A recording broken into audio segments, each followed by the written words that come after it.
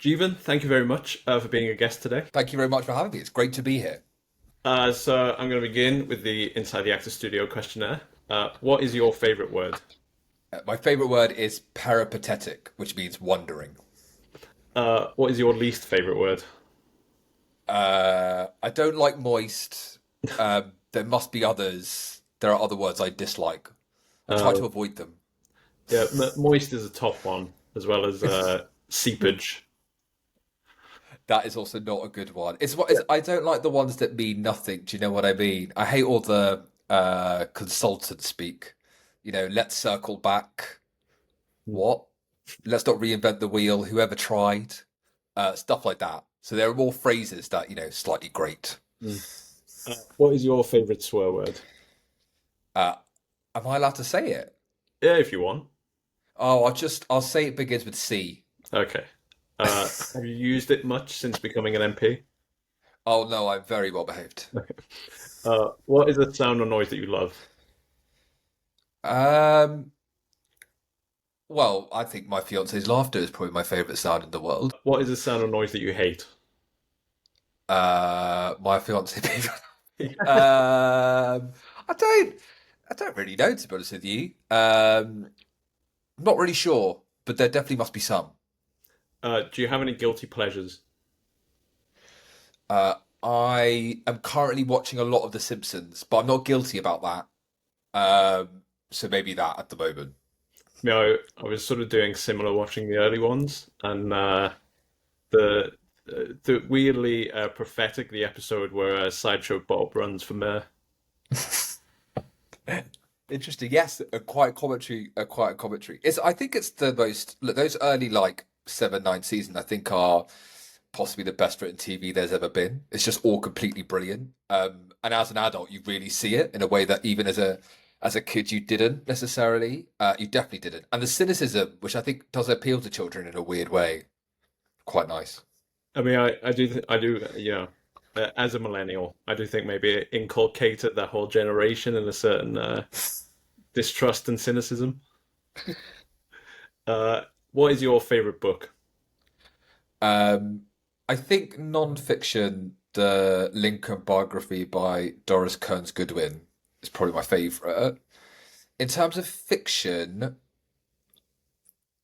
the Brothers Karamazov, I got that right, by Dostoevsky is probably the most enlightening. But in terms of enjoyable, maybe The Spy Who Came In From the Cold by Le Carre. I think that was Duncan Weldon's as well. Oh, was it? Yeah, yeah. Nice. I'm in very Uh, esteemed company. and then finally, are there any fictional characters who you like to imagine yourself to be? Oh, good question. Um, I can't really think of any who I'd like to be. You know, not off the top of my head is the answer to that. Because the most interesting fictional characters are always flawed, aren't they? Right? And the uninteresting ones are not. So it's quite difficult to think of the flaws you'd want in someone as well as the greatest moments. So you were an economist before you became an MP, and recently you wrote that what drove your thinking about economics was creating the good life for people, Mhm. and your goal as an MP is putting that into practice.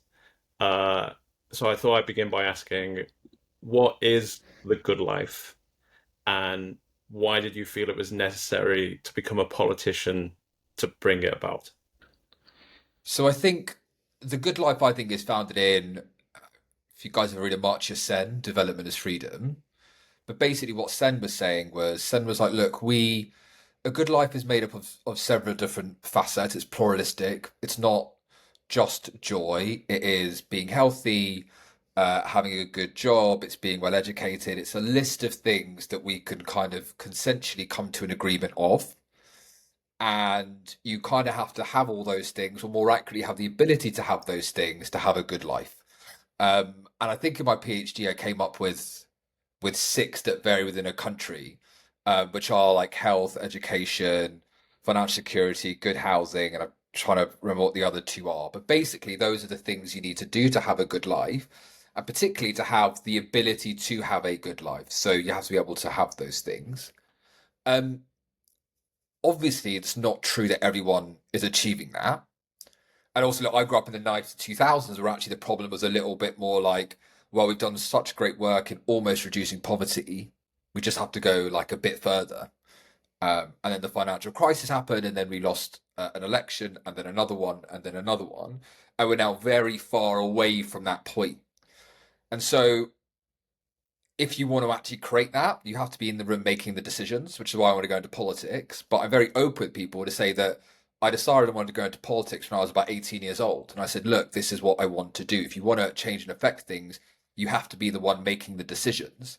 Now, before I kind of got into that role, I said, well, actually, if you want to have a bit of purchase in this role, you've got to know how the world works. And economics is how the world works. How do you make people better off or worse off? And that's the real question. So that's why I became an economist. That's why I went to the Treasury and DWP. That's why I went to Somaliland, which is very different, to kind of help create a country actually in a very, very difficult situation where people could live a better life. And then the PhD, and then now elected, which is quite nice. I mean, I came across a when I was reading about sort of your writing on the good life. I was listening to because other podcasts are available. Bleeding, Roy Stewart and Alistair Campbell's one, and they were interviewing Jacinda Ardern, and she had a quote from a former Labour Prime Minister of New Zealand called Norman Kirk, and his line, sort of similar to what you're writing about the good life, of everyone wants somewhere to live, someone to love, somewhere to work, and something to hope for. And that's a far more poetic way of putting it than I did. So I'll write that one. But that's exactly what it is, right? Um, it's not revolutionary. And actually, when you ask people, what do you think is a good life? Everyone kind of comes up with a very similar list. And if you look at all the better life indexes by the OECD or whoever else, it's always a very similar list of things. And interestingly, people also rank them in very similar ways. So they always rank health right at the top, for example. And it's really fascinating that as human beings, we know what that is. But then the question for politics is how do you ensure that everyone can achieve that? And I think as we've seen, economic forces won't lead you there by themselves unless you act in some way. There isn't a law of economics that says just because you work hard means you'll be able to earn a decent living. Well, that's just not the way economic forces, supply, demand, whatever you want to call it, does actually work. And so you have to figure out, or we have to figure out how to make that a reality for people. I mean, something I've talked about with a lot of guests, I've kind of more or less skirted around it rather than really addressed it, is like basically the return of like political economy, of like Mhm. after the end of the Cold War, there was basically one political economy that more or less everyone accepted, uh, and now people are, whether on the left or the right, trying to come up with political economy answers that they haven't really had to do since the end of the Cold War.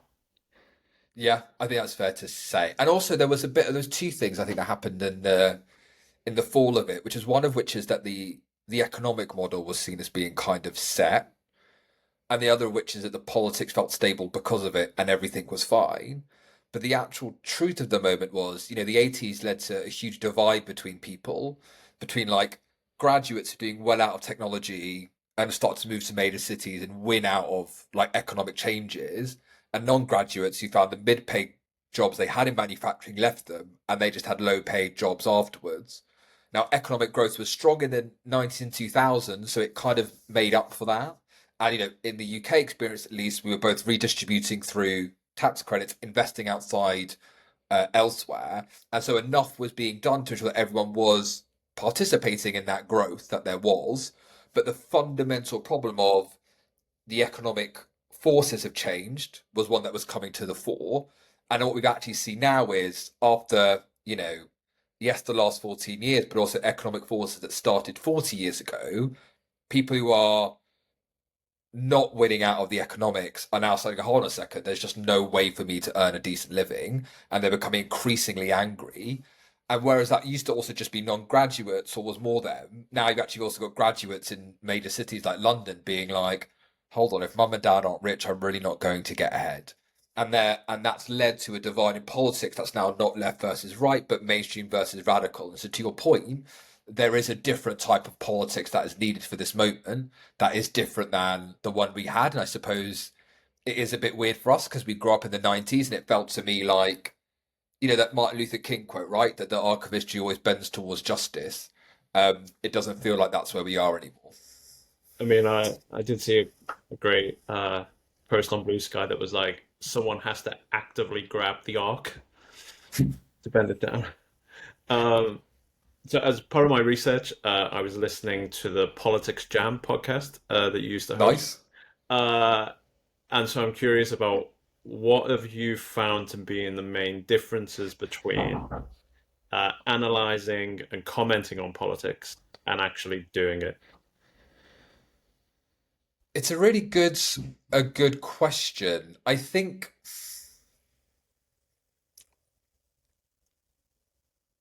in one sense, it's a different thing to step onto the stage than analyze what other people are doing with it, and that in and of itself is just a very different role, right?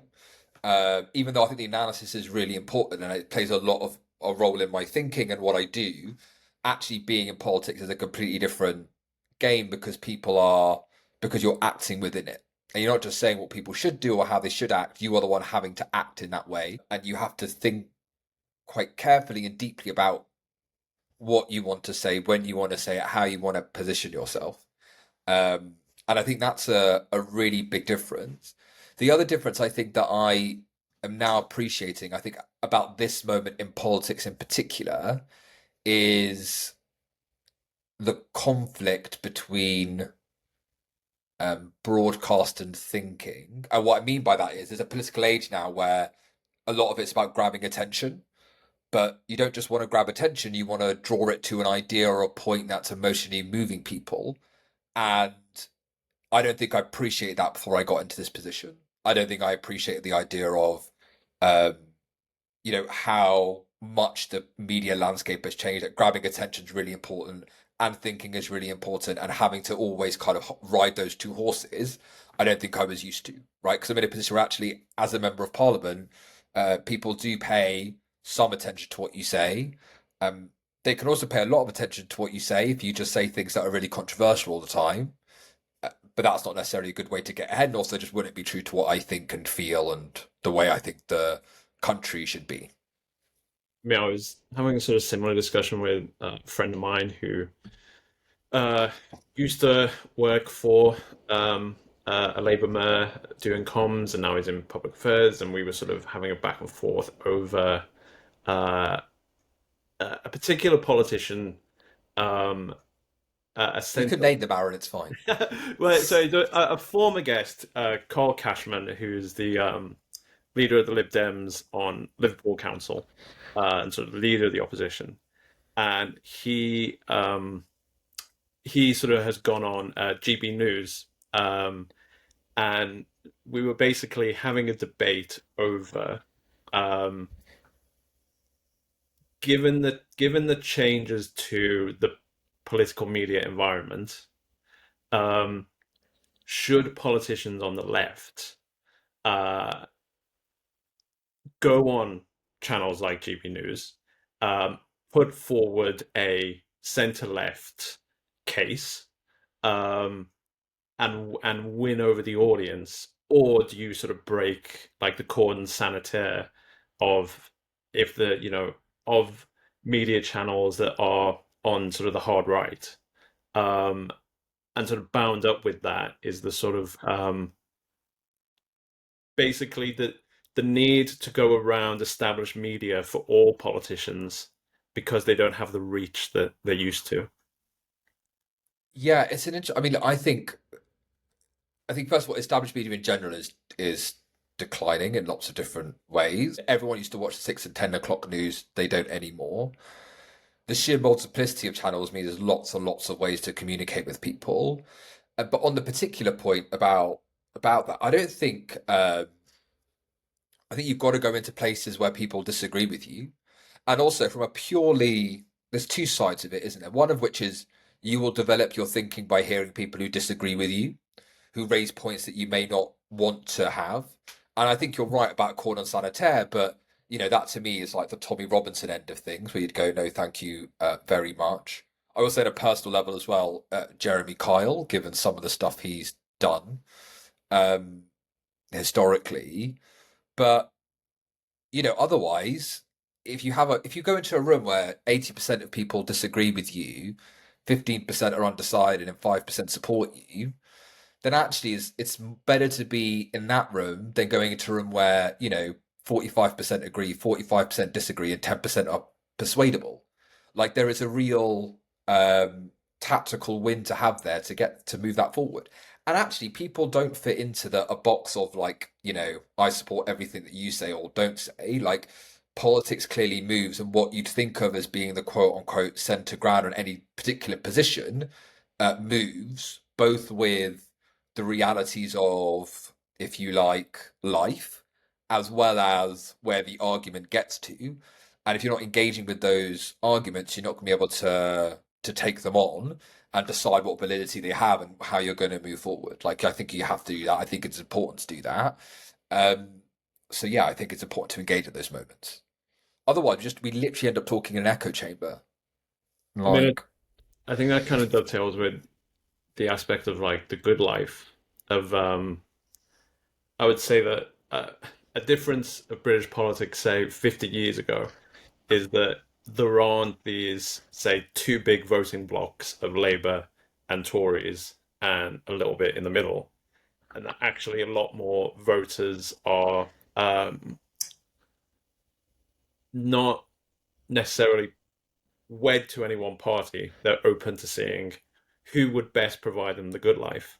mhm. And if you're a politician who can, regardless of party, uh, address people, seem to talk, your rhetoric to seem to match reality, talk in a way that seems no nonsense, and convey the impression that you actually believe what you're saying, you will get traction versus um, someone else who, I mean, because all this started was, again, this isn't the only podcast I listened to. I was listening to Ed Miliband on leading, and he was sort of saying how a problem he felt when he was the leader of the Labour Party was that he was in a sort of a transition between two political comm styles of the sort of Blair, Cameron, always on message, politician from central casting image, and then the more sort of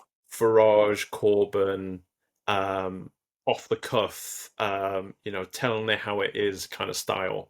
Um, and he couldn't quite choose which one he ought to be in. Um, so it's why I was sort of thinking about how if you're a politician who can credibly argue about why your party delivers the good life, it doesn't really matter if that person has either voted Tory or Reform or Green or Lib Dem previously, because they're much more open to switching parties. Yeah, I think that's right. We live in an era of uh, electoral as well as um, this media volatility or attention volatility. It's interesting. I haven't actually listened to Ed's position on that, and I think that's an interesting way to put it. I think he's right given where he found himself into. I mean, he's also of age when probably Twitter was just coming into its own in that era, um, and we weren't quite used to the difference between Twitter and real life. But also now, I think we're becoming a bit more aware of the way in which it does feed back into a bit of a cycle, i.e., the opinions can be reflected backwards. I do worry about the discourse side of it, in that the way people interact online is through extremities. So you comment, like, react to things that are extreme in some regard. You don't like someone being like, "Oh, that policy's all right." It's kind of a lot more, and that I think is the danger is you can move towards a I just want to be shocking. Um, and that I think is where I think the danger lies. And maybe that's also my own authentic part as a politician, right? Which is that I would say where we're sitting at a moment is a really dangerous moment between people who say all we need to do is divide, talk about that person over there, how they're different, blame them for all our problems. You think about reform, it used to be Europe, then it's another group that they'll find to blame. Let's just blame that group, inflame tensions, and once we sort out that group, we'll be fine. And actually, I think that's a good way politics has to be. I think for me, politics is about we are stronger when we stand together, when each person does well, when I have a root in your well being, a sense of connection, purpose, and unity. And that's the kind of politics I'd espouse. I think there's a way to do that and be authentic, but I think it's new media environment and figuring out how to convey that message, I think, is a new question. Um, Especially when, to your point, like, you know, the way people interact on TikTok is very different than if you're on Newsnight. And actually, Newsnight is like very, I don't know how much personality you can show, and like you're having, quite hard questioning. I mean, who knows? Maybe on this podcast. Um, I mean, well, I mean, again, this is going off tangent, but I watched a great documentary the other night called Mike Wallace is Here, and Mike Wallace, the host of 60 Minutes, and he sort of pioneered the whole, I guess, what we would call the Jeremy Paxman style of uh, sort of interviewing. And there was a really great clip in the documentary um, where he was interviewing Larry King, and they were having a back and forth about the debating styles and interviewing styles. And Mike Wallace was sort of saying, you're a patsy. That's the rap. That's what you're called. I don't believe it, but that's what you're called. And they sort of had a back and forth of like, if you're interviewing a bus driver, Larry King's approach would be, have you ever had any temptations to put your hand in the change box and take something out? Um, Whereas Mike Wallace's would be, you took money, didn't you? Yeah. So I'm more in the Larry King end. I think that's good. I think you're right. I certainly don't feel interrogated. But I also think the Larry King end is probably more um, interesting and elucidating sometimes. I mean, sometimes I get asked questions and I'm just a bit like, well, like what is this really demonstrating, right? Like we can, and I do sometimes wonder that. I mean, it's part of the game, isn't it, really? But it does. I suppose to your point, it doesn't feel that authentic.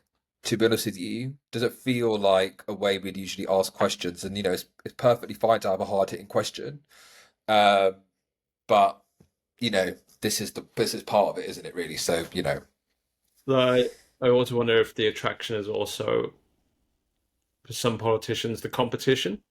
Because there was an interview Mike Wallace did with Ayatollah Khomeini, and he sort of said, Anwar Sadat of Egypt said you're a lunatic. Not my phrase, his. Are you a lunatic?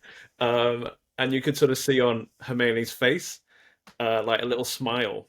And he'd sort of, Mike Wallace had been told you can't, the questions have to be cleared in advance.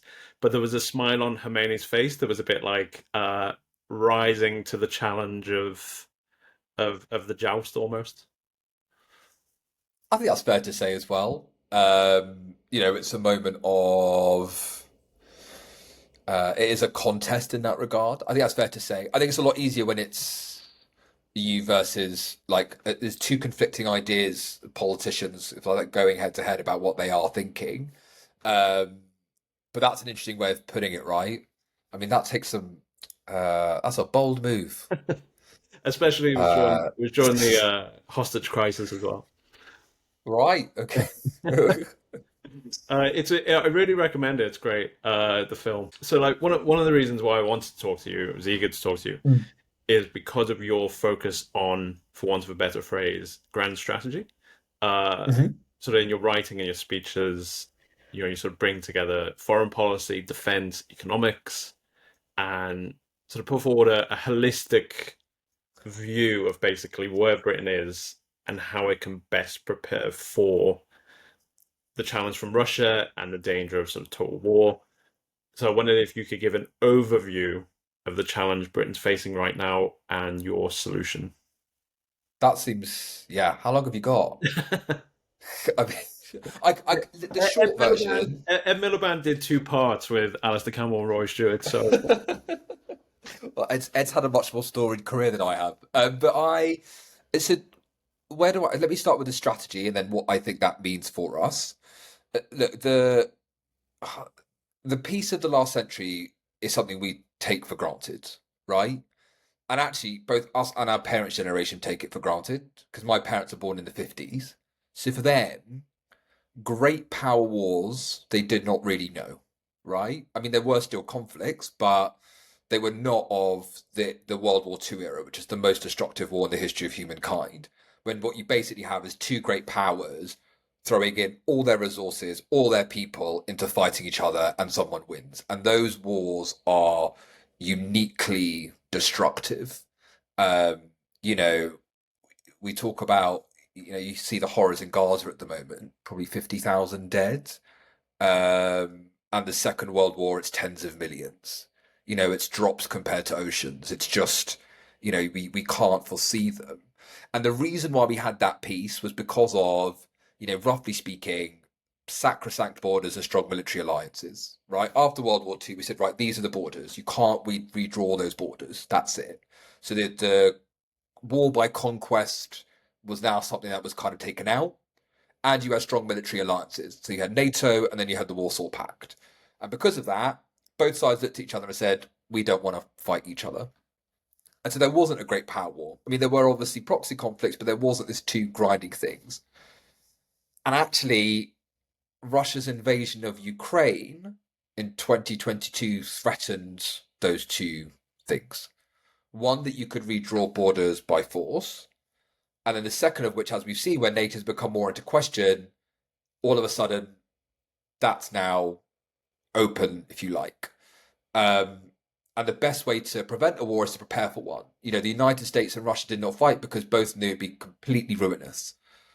But now we're in a situation where actually Russia went into Ukraine, and Putin's made quite clear his desires to be one of the great people in Russian history. He's quite clear that what he wants to do. We've seen dictators in the 1930s do exactly what Putin is doing. If he can, if he thinks there's an opportunity, he will go in again. And so for us in the United Kingdom, in Europe, the real question is, okay, if we want to keep the peace, we have to show Putin that there's just no way that he would ever win that conflict, that we stand behind our NATO allies, that, if Putin was to test it in Estonia, forget it, we've already got to go. So that leads to the point of how do you show Putin that is the case, especially when, of course, the Americans are saying, well, actually, you guys need to really look to your own defense a lot more than you are. And so for me, it's like, well, European NATO then needs to step up. Our GDP is much, much greater, 10 times greater than Russia. But clearly, Russia has a lot more fighting forces because it's converted its entire economy, and its stocks of munitions are such that it's been able to run down its like Cold War supplies. So we have to show that actually we can convert our greater GDP into fighting forces rapidly enough to make it clear that a war is completely unthinkable for Russia to do, and therefore for Russia to win. And that takes a defense economic strategy that we need to have in the UK to show we can do that, and also do so as part of European NATO. And that, I think, is the fundamental European question for us. I think we get that right. We prevent war. We don't see a great power war in Europe. If we get that wrong, it does mean tens of millions of people dying. And we should remember that the global population is about three times as great as it was. And what that conflict would look like, I think, could be, horrific on a scale that none of us can really imagine. Actually, it gets to a point where, no single individual human being can comprehend uh, the loss, horror, and bloodshed that would follow. I mean, given the sort of the isolation of Russia, uh, it's very difficult for us to gauge what it is like to lose 1 million people in a war when all we really have experience of is maybe in the low thousands in the last several decades. And it's like, how do you deal with that, like as a society? And I don't know. I don't think we are. I don't think we can really prepare for that moment. We haven't lived through like, and the other thing I'd say is great power conflict was the norm of human history before 1945. You know, the Napoleonic Wars before that, of course, the First World War before the Second War. You know, you just go back in history and you just see all these, horrific wars by great powers colliding. We can't conceive of what it means. And for me, as well as a politician, it's very real when you get to Remembrance Day services and you see kids who are 15, 16 marching in the cadets, and you're like, well, if we don't get this right, who's really going to be fighting in a couple of years' time? And that always brings it home. So it's clear to me that we have to do what we can to stop that happening, and to do so means preparing for a conflict so that it makes the conflict unthinkable and we move forward. Something I was trying to grapple with Duncan Weldon a few weeks ago was when we think about total war, we think Mm. of the First World War, the Second World War, factories rolling out armaments. Um, but we have like a fundamentally different economy from the one we had in the first half of the 20th century. So something I was trying to grapple with Duncan was, what does a total war look like for a digital services economy like Britain? Well, it's part of the problem is that there's two things I'd actually I'll say three things about it. One of which is, to that point, the reason why we now have to prepare right now to ensure you have munitions production lines, etc., is because just to be able to produce the physical stuff in a way that we haven't been doing for a while means you have to start to onshore those things and really think about what that means. That's the kind of the first most obvious problem is, if you're not manufacturing that much anymore, you need to figure out how you could vary manufacturing things now and do so quickly in the future if you needed to. That, I think, is the first difference. The second of which is really around labor, which is lots of people on a factory line making a tank is not the way we're going to make tanks in the future. It is specialized skills. So we have to start thinking about what those specialized skills look like and who comes in the labor force, and be prepared, of course, the fact that you know in the Second World War there was a reserve of labor in the fact that women could enter the labor market, but that's not going to be an option at that moment. So that's another really key difference. And the third of which is just around the innovation cycles and the platforms we're producing, which I suppose there might have been something slightly similar in World War II, but now we're going through a period where drone warfare is changing the character of warfare completely. But the innovation cycle is so rapid that what you're producing now compared to what you're stocking now is a different question. And I suppose the point there's two bits of it. One of which is you can produce the stuff you keep in storage that's going to be needed anyway, like your 155 millimeter shell, fine. But on the other side, what you really need to have is a production process or a supply chain ready to produce those high tech stuff, especially drones, where like the product lifetime cycle was like a couple of months before the next drone comes along and the next drone comes along. We could make 1 million drones of what's available now, but it will be defunct very quickly. And so those are the things that are very different now than were in the 1940s. And there are some problems that are relatively similar, but those I think are the big three that would be different at this moment. One of Duncan's points is that sort of a key difference between Germany and Britain in the two world wars was Germany committed its entire economy to Mm. war production, whereas Britain was able to balance fighting the war and having a sort of still functioning economy. And it was that sort of was the edge, because Germany also couldn't produce the revenue and everything like that to keep everything going. And so again, it's something that I've just been thinking a lot about. Basically, of how does an economy where, say, uh, culture and entertainment is sort of bigger as a share of the economy than sort of, say, manufacturing, fishing, and everything combined. What does that look like in a total war kind of situation? It depends how big it becomes, right? I think is the question. Because I expect that, you know, um, it's also the strategic options that are open to you, right? Germany was fighting, well, I suppose technically on one front and then on two, right? But it had to devote everything into it because it was still fighting and it needed to win. And as we saw, it then began to lose. So just that was the strategic choice open to it. Whereas Britain could keep some of its portion open for consumption. And of course, the other really key point is we had lend lease from the Americans, meaning actually that we could kind of get defense and fighting force production for free. And it gets to a broader point, I think, about who wins wars.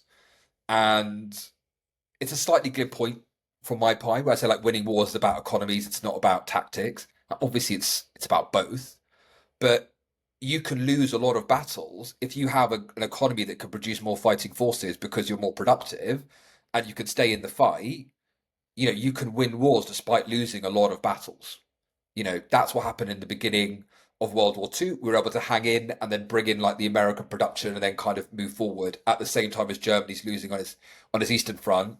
The Civil War in America, the North loses battle after battle and is just able to bring its greater productive capacity to bear. Um, it's interesting. I'm just kind of engaging with like the Second Punic War and Hannibal, and it seems like something similar might have happened there, where Hannibal's winning a lot of battles, but he's just not got the production to keep going. And I'd be interested to your listeners to tell me if the same thing is true of the English Civil War, as in with Cromwell. Like, was it the case that parliamentary forces were able to draw upon a greater number of people who are in favour of a more equal constitutional settlement? And I don't actually know the answer to that question. Um, but that gets to the point, which is if you can bring more into it, you can win a lot more easily. And so, for our strategic challenge as European NATO is not around are we more productive? We are. Our challenge is how can you convert that GDP to things you need to fight a conflict? And clearly, to do that, you have to do some of that work now. And then you have to be able to ramp up really, really fast. And the final bit I'd make is the other thing we also had in World War II is we had Keynes and others who were thinking through the macroeconomics of this situation and problem, um, which again is something we have to consider. And actually, in this stuff, we think about the SDR, the Defence Industrial Strategy, but what there isn't actually around that at the moment that I've seen publicly is around the macroeconomics of defence. Like, what would you do if you had to fight a total war, and what would that look like in terms of capital controls and taxes and consumption limits and all that stuff. Well, I mean, my next question was going to be, what did you think of the Strategic Defense Review? I thought it was so. I wrote my piece on defense economic strategy before the defense review came out was published, and obviously I didn't know what was in it because it was very secret. Um, but if you look at the things that I said we should do, they are within the strategic defense review, right? So I make a point about look, you've got to choose about what platforms you're producing, what you're going to produce now versus later, and drone warfare is a big thing. It's referenced in the SDR. I talk about munitions scale up. There's a discussion always on munitions production line. Understand that we've lost a lot of stocks, or like given a lot of stocks to Ukraine. We're going to need a lot more. The stuff in there around labour and skills. So there was a clear recognition of where we need to get to. The question is now the strategy's been spent out, the scale and resources is the question. I.e., can the scale up be quick enough? Are the resources going in sufficient for the outputs that are needed? And then also, will that prevent it as part of European NATO? And to that point, it's not just about the SDR, it's about the SDR in conjunction with our European partners. So, on the economic side of it, and that's broadly speaking, I think it was in the right place, actually, was exactly what we were looking for, which was good to see. And also, the other bit, which I think is sometimes forgotten a little bit, is like the strategic posture. So, I would say, look, we're part of European NATO. How do we defend our country as part of European NATO? That is now the question. And actually, the SDR has this like European NATO first theatre of war. So I think it got those things right. Where I think we could build upon it, the finance side. So a problem we have in like a pre-war situation is SMEs just not getting the finance they need, and that's why it's good to see work around the multilateral defence bank because it can give guarantees to that, and will bring more money into production. And the next question is, if we do get into war, what would that mean for our macroeconomic position? And I think that's probably just slightly outside the bounds of the SDR, but it's definitely something we should be thinking about. I also think it's a problem with strategy is sort of like and strategies and document papers is like how much you do actually put out in public. Yeah. Um, I mean the you may have seen with the criticism of say Sam Friedman of the spending review and defense is that a lot of the commentary was that defense was a winner in the spending review, but his argument was that a lot of the additional money um, it goes to like current equipment procurement projects rather than anything new. That, I think, is the next question, right? We have an SDR, we have a spending review. You have to meet the goals of your SDR. Like, that is the world that we live in. So the goals are set. Go and meet those goals, which is what I think is the next bit, basically. So the SDR, I think, has the right strategic aims. It's for us to fulfill those strategic aims is the answer to that question. Um, and that's where we have to go to. So, that it's the first job of any politician, any government. For me, it's a non-negotiable. I think for my colleagues, it's a non-negotiable too. Um, so years ago, back in Uh-huh. 2019, Jake Sullivan wrote a really interesting essay about uh, the state that America and the world was in, and it was sort of the tail end of the Trump administration. And he sort of argued that coalitions of the willing are replacing multilateral institutions, and what that means is that when, say, the president of the United States doesn't like allies, those allies can form together and do stuff and wait until I mean, the way I've sort of characterized it is sort of Jekyll and Hyde. When Hyde goes back to being Dr. Jekyll and comes back in the room, and he can sort of resume leadership of, say, the Western Alliance, um, it can all go back to normal. And I think about that a lot with the phrase European NATO, and I sort of think about, is European NATO a case of waiting for America to re-engage with Europe, or will it actually become necessary to form something new?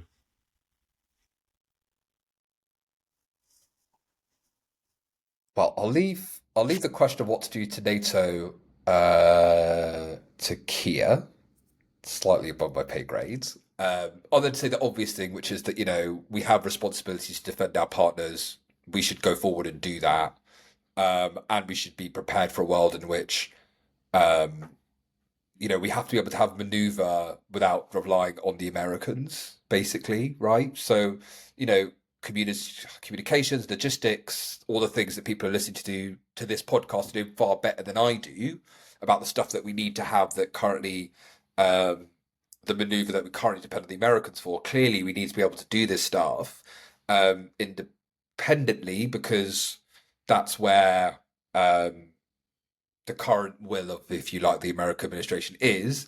And given it's our defense and security, we can't just, say, well, maybe, we'll just hope things fall out in the way we want them to, right? Like you have to be prepared. And that's the fundamental thing. So we have to be prepared to do that. And look, I haven't got into Taiwan during this conversation because actually what that ends up looking like in a couple of years' time is another question, right? So if we are in a multipolar world, we should also be clear that multipolar world also have multiple points of pressure and possibly conflict. So that I think is kind of that's where we are. It's interesting that Jake Sullivan he coined that piece particularly well. But one thing I think he may have missed, and it's what people miss, because we started off this conversation talking about the good life, right? And how do you guarantee people the good life? We sometimes talk about nations as having unified will. And I suppose, for my life growing up, well, America's, unequivocally committed towards the European theatre. And actually, that's the world we were living in during the Cold War.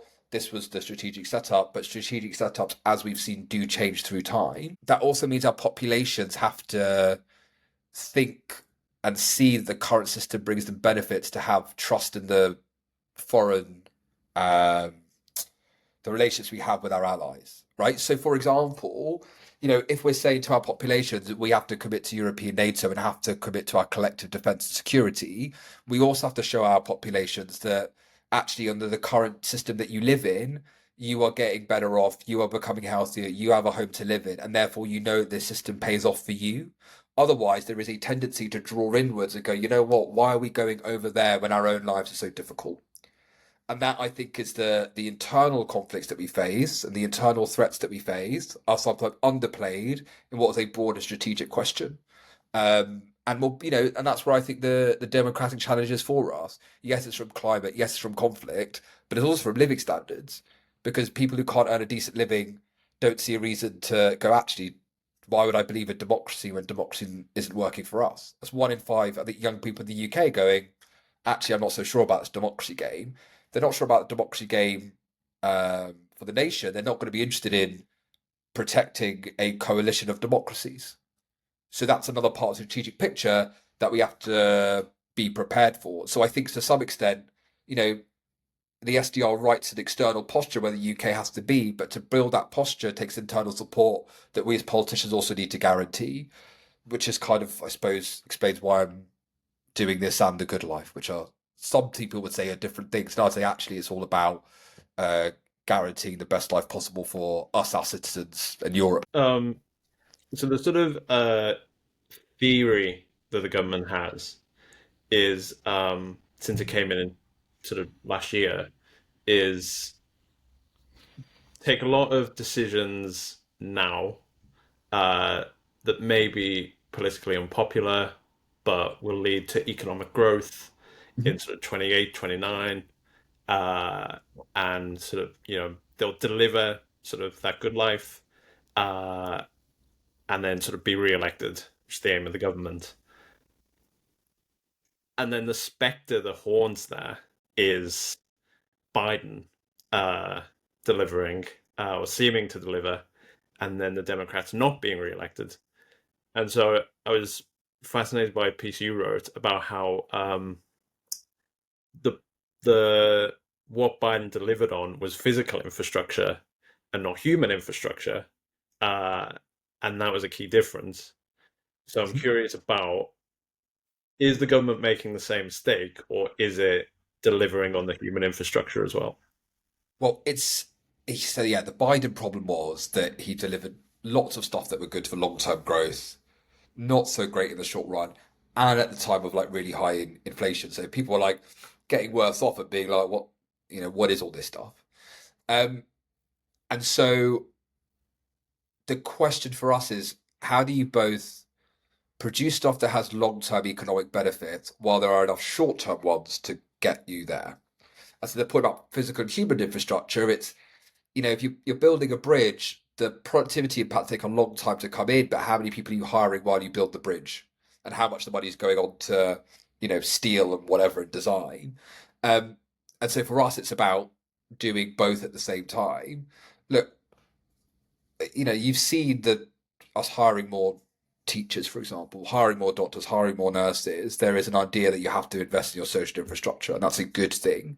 And there's also an understanding of the construction that we have is such that it will pay off now by the next election. So one of the things I was really happy about was the warm homes plans, 5 million homes insulated. Now, while you're building that, it's a lot of construction jobs. Construction jobs are a really high multiplier, and they're jobs for non-graduates who've struggled in the post deindustrialization era, if you like. At the same time as once your home is insulated, your bills are lower, and you really feel that very, very quickly. But it is something that we have to do. And our question of how do you get people's living standards rising is as important as how do you ensure you have infrastructure that's needed for growth. And actually, the Biden thing was, and I think I write in the pieces, is there's a lot of GDP, but it's actually going on to like capital rather than labor, and so you've got this problem of the growth isn't being felt by people, and it kind of gets to a broader problem, which is we we spoke about the beginning of this about like where the 90s were, and there was just a and actually the 90s wasn't actually true anymore, especially in the States. But we were used to an era of economic growth post Second World War where when the economy grew, wages grew, everyone shared in it because there are factories across the country, and that means it was going well. We're actually now living in an era where you can get a lot of growth, but that's very narrowly concentrated in a small area of the country, going to a small section of people, and so you've got to think about what you're doing. Um, and so you've got to figure out how to kind of marry up both of those things. Um, I mean, to give you another slightly different example, like AI is very capital intensive, but it can lead to productivity improvements that help the whole economy. Now, it's clear that AI has, per pound spent has fewer jobs than other investments in, say, home insulation. Flip side of it is that obviously those AI productivity benefits can go through the entire economy. So the answer isn't, oh, well, you just do building warm homes, or no, no, don't worry, just build AI data centers. The truth is, you do both.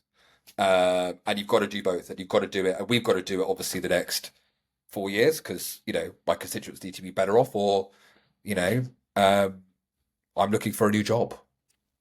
I also feel there's a to bring it back. There's a political comms aspect, and a sort of grabbing of the arc, because so my brother, he has his own company installing solar panels.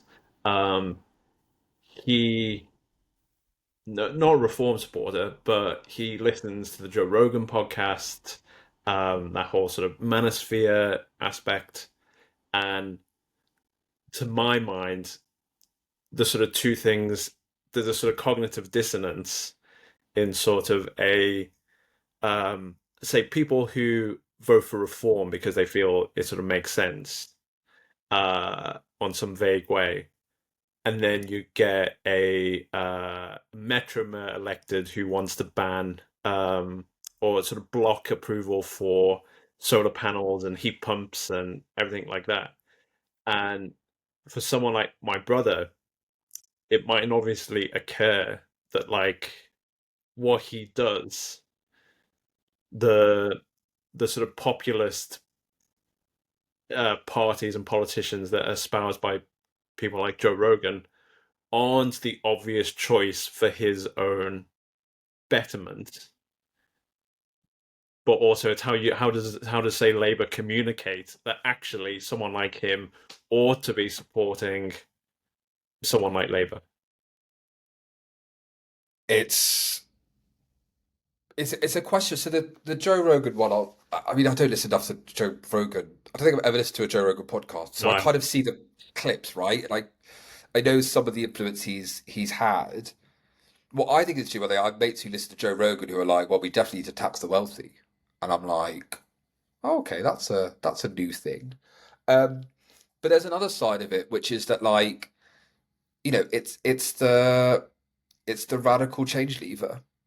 Like, why, if life has been so difficult and it's been so hard, and yes, it's the past 14 years, it's the pandemic on top, it's being unable to live a decent life, looking at your parents' generation going, they were two teachers, they bought a house, they lived a relatively comfortable existence, you're our age, and you're like, that's not going to work. Um, it's not necessarily about the programs being offered, it's the I'll vote for change, right? And I think that's the bit where, you know, we have to show that the mainstream of politics within which we occupy delivers for these people who currently feel like actually I'm not so sure about that. Well, I think it's really interesting. If you see there's a piece by a really good paper by Steve Akhurst from Persuasion, and it's basically saying, look, like reform curious voters are very different core reform. Like core reform are, the way you'd think of them, quite Brexit. Immigration is very, very strong, culturally quite right. But actually, the reform curious voters are actually like, you know, pro action on climate change. But they're also finding life very difficult and are saying, well, actually, I don't. And also, probably still culturally in a slightly more right place, but they're still like, they're not the same. So you've got to think about where your political coalition is being built. And part of that is, it is the delivery part.